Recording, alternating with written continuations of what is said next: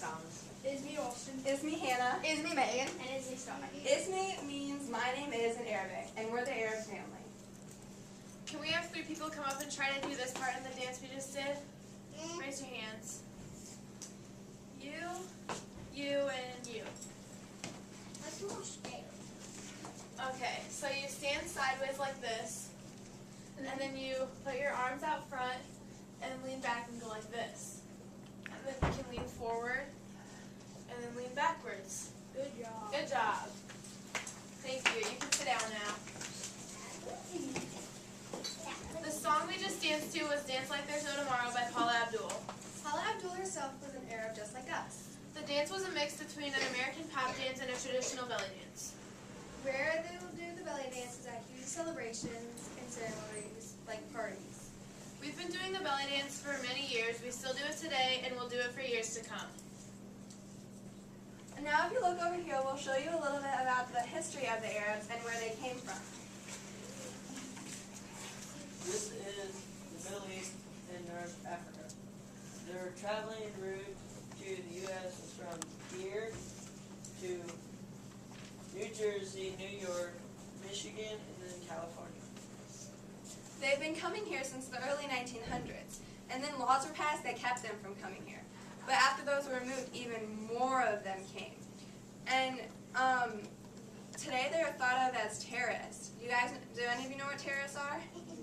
Okay, well, they're people that go into a different country and do bad things, like when the Twin Towers fell down and an airplane ran into them. This might have been a while before you were born, but these towers fell over and a lot of people died, and that's what terrorists do. They have one main religion, language, and it's marked by the dots. It's Arabic. And marked by the circles right here is Persian. A couple of the rivers are the Tigris and the Euphrates, and then their main desert is the Sahara right here. As you can see by these squares in Saudi Arabia, it's marked by oil. It's their biggest product, and it's in most of the countries. The clothes that we wear are loose and baggy and light colored, so we stay cool in the desert. And the thing around his head keeps his head cool from the hot sun. And then this part around his headdress stays there so his headdress doesn't fall off in the wind. Now we would like to perform a ceremony that the Arabs do, which is called Ramadan. I'm so hungry. Let's eat. Wait, don't eat yet. Why not? Yeah, why not? Because it's Ramadan. During Ramadan, you can't eat or drink during daylight hours. So, wait, what's Ramadan? Ramadan is a time of no eating, joy, and religious times. It is also a time when people try to be on their best behavior, avoid arguing, and keep their promises, just like what your mom might tell you to keep with your brother and sister. So, you mean like Lent? Yes, almost exactly. Well, thank you for telling us not to. That could have been a really bad situation. Ramadan is the 9th month in the Arabian calendar. It is also a time when you cannot eat or drink during daylight. And not eating or drinking is called fasting, and that requires a sound mind and a sound body, which means you have to be really, really strong. Muslims wake up before dawn and they have a meal called shahur. The Quran is a book of beliefs that they write in like we do with our Bible. During the time the Quran was revealed to the prophets. Fasting is a time of no eating, joy, and holy thoughts.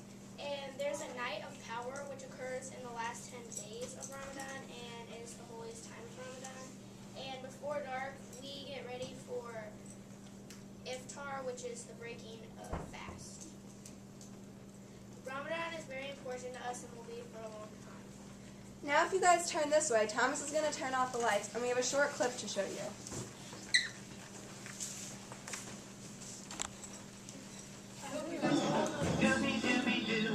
Where are you? We got some work to do now. Scooby-Dooby-Doo, where are you? We need some help from you now. Come on, Scooby-Doo, I see you. Pretending you got a sliver.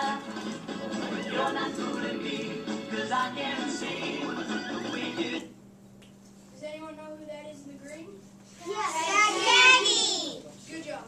Shaggy's I watched this movie. Shaggy's voice was originally done by someone named Casey Kasem, an Arab. Casey Kasem also started American Top 40 on the radio and chose Ryan Seacrest to take it over. If you would like to learn more about Casey Kasem, he's over on this orange paper on our famous Arab poster. Now that you've learned about a famous person, we'd like to tell you about a famous story. So if you look, turn your attention back up there, we have a short skit for you.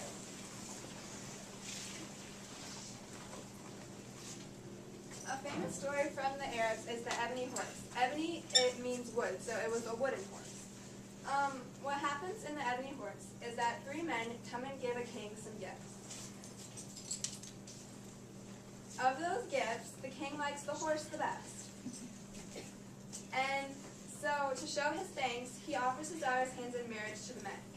But the youngest daughter doesn't want to marry a man, so her brother says that he'll take care of it. I'll take care of it. He goes and takes a ride on the wooden horse because the Persian man tells him to. But then the Persian man tricks him by not showing him where the key is to get back to the ground. Then the son finds the key and takes the horse over many lands. He rides and rides and rides and rides until he sees a beautiful princess in a beautiful castle. When he's looking at the princess, the guards catch him, and he's forced to go to war. He rides up above his enemies, and they all run away. Ah! So then the guards see this, and he's allowed to marry his beautiful princess and go back to his kingdom. When he gets to his kingdom, he tells the king about the Persian man's trick. He tricked me. And the king bans the Persian man. Grand. Ban means that he takes him away from the kingdom. What is going on? And so then he orders the horse to be broken into 1,000 pieces. Oh, that thing broken. The horse gets broken. And the thing that you should learn from this are that sometimes the things that you like the best aren't always the best for you. The king liked the wooden horse better than all his other gifts, but it turned out it wasn't very good. Just like candy. Who here likes candy a lot better than their fruits and vegetables? Yeah, but it's not better for you. Now that you learned about a famous story, the Arabs have to have a way to tell these stories and have a special language. The Arabs speak the Arabic language and also use the Arabic alphabet. The Arabic language is different from the U.S. language, but still use many of the same words. So to show you some of these words, me and Thomas are going to have a conversation. Thomas, I was wondering if your favorite color was Oscar. Yes. Thomas just said his favorite color is yellow. Is anyone else's favorite color yellow? Can you guys say Asfar? Good job. Do you like Dajaj or Habash better?